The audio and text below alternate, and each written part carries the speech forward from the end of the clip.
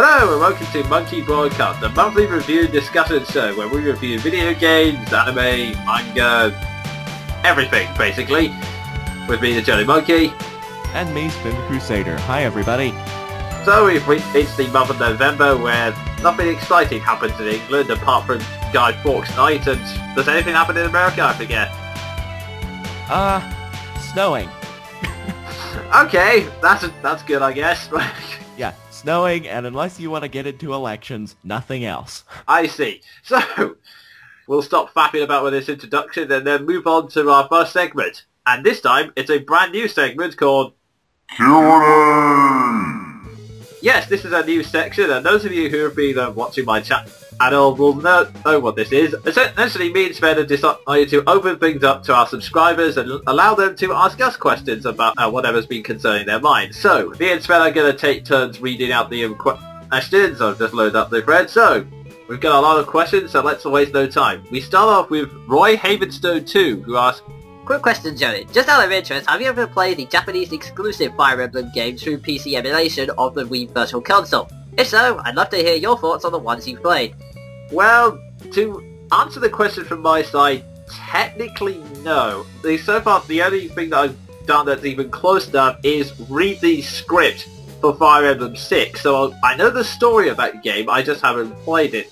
Story-wise, I think Fire Emblem 6 is actually pretty interesting.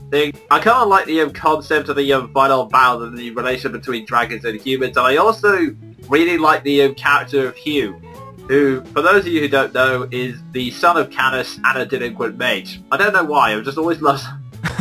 I just love the idea of a delinquent mage, I have no idea why, but yeah, anyway.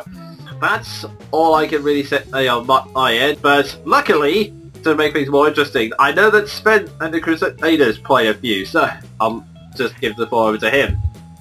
Yeah, I've played 6 and 5. All I can say about 6 is, yeah, basically same thing as Jonin. There's not much to see. It's the prequel to Fire Emblem 7, yada yada yada.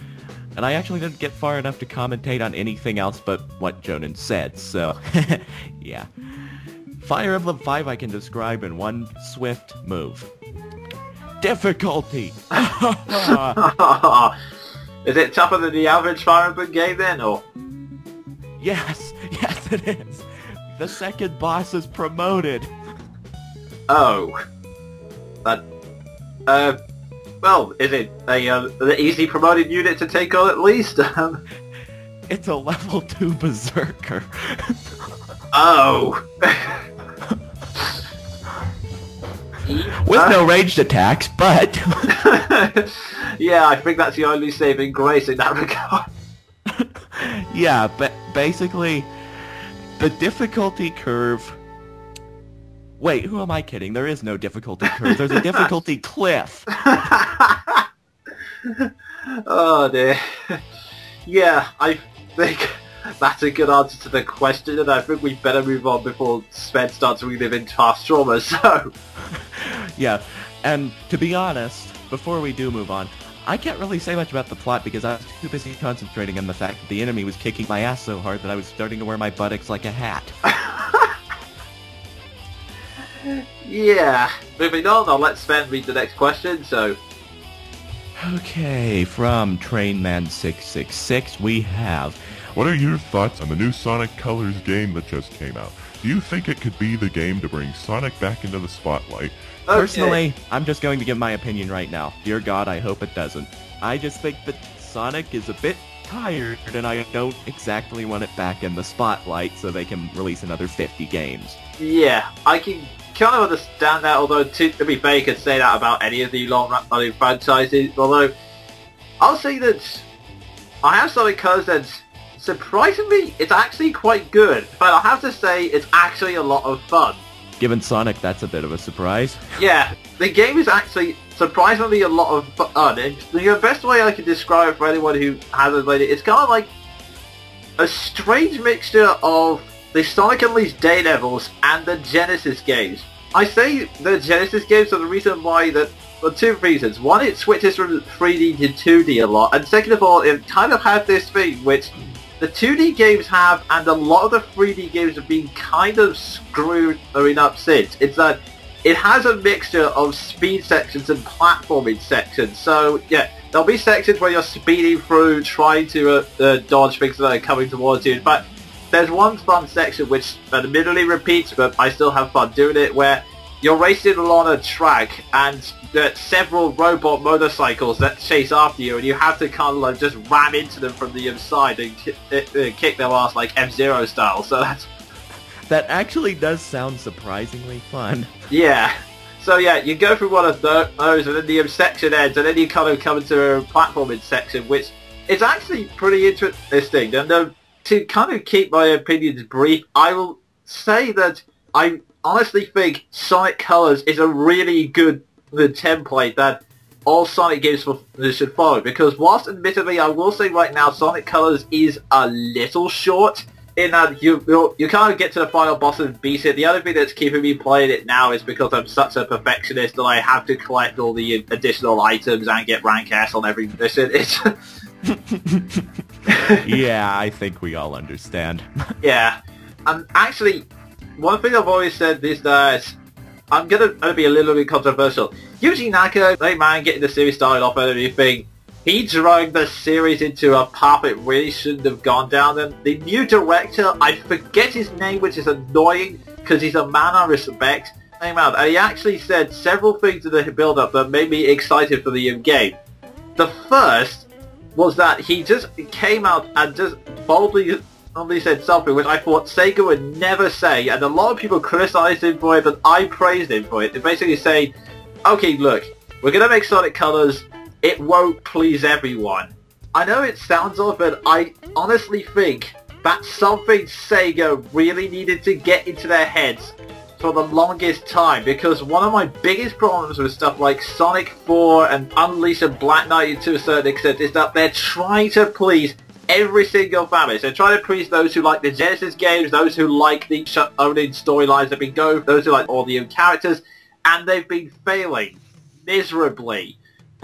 Yeah, it's where the developer actually comes out and say they're not going to make a perfect game. Yeah, and the other thing he came out with, which he has the kind of mentality where it was in an interview, he was asked details about Sonic Colors storyline, and basically he said, I personally think it's been taking itself far too seriously for far too long, and it should be more laid back. And that's generally what the story is for Sonic Colors. If I had to kind of summarize the feel, it would be kind of like a 90s cartoon in a sense, in that it's got a lot of humor in it's like the characters are walking around exchanging banter between each other, sometimes cheesy admittedly, but it's still like more like banter. It's not trying to be deep, and then eventually it just kicks in straight to the action. Maybe I should revoke my opinion until I play the game. Let's just say that.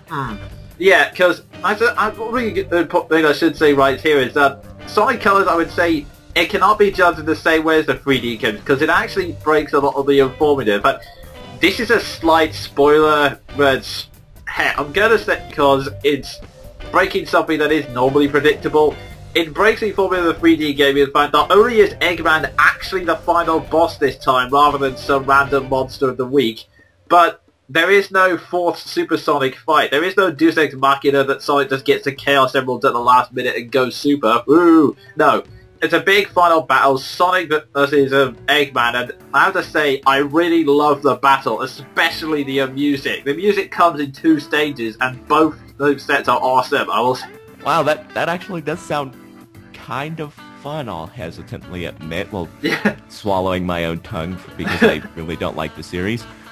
Yeah, that's but yeah, the humor may not be for everyone, I will say that right now, so probably the best thing to do is to check out these PA announcements, because the setting, now, this is going to sound odd, but stay with me. The setting is essentially, apparently to make up for his deeds, Dr. Eggman has built a gigantic amusement park in space.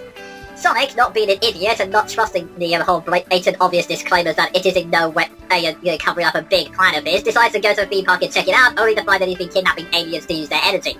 That's interesting. Yeah, it's... the story's weird, I'll say that much, and it's kind of got this whole theme park thing running, so... Yeah, there's also like these little the announcements which have got this kind of they're kind of like these hidden jokes. You can hear them in the background, but you can also drone them out as well when you're through the action. There's someone on YouTube, I forget their name, but they've uploaded all the PA announcements. So if you want an idea of what the humor in Sonic Colors is like, just track those down and you'll be able to get a gist. Because it's basically like Eggman setting up a load of generic theme park announcements. Like one of my personal favourites and one I can easily sum up goes, "No aliens were harmed in the creation of this park. They're all harmed after the park was created." I actually like that. Yeah. If they stick to that template, the Sonic franchise has a good future. Now, will this put it back in the spotlight? That's a iffy question, because, like I said, I like the template, but to get Sonic back in the spotlight, the games are going to have to keep up with consistent quality, because, as Crusader they kind of pointed out with his earlier comment, the franchise has gone for too long, and it has also had many awkward terms, and I've had to sit through a lot of those awkward terms and play through them as well, which I'm not happy with. Damn you, Chronicles! Yeah, that's my only and my biggest hesitance about the game.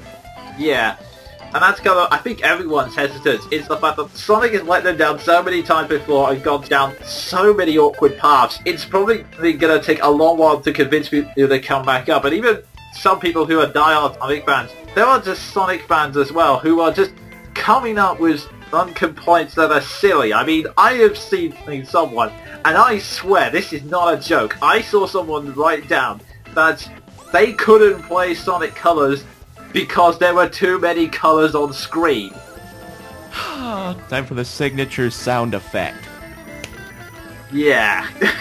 It's stuff like that, and also, this is also the first game to introduce the new voice actors, which for those of you who don't know, the 4Kids contract ran out, so we now have Roger Craig Smith. Oh, was it Craig Walter Smith? I can never remember.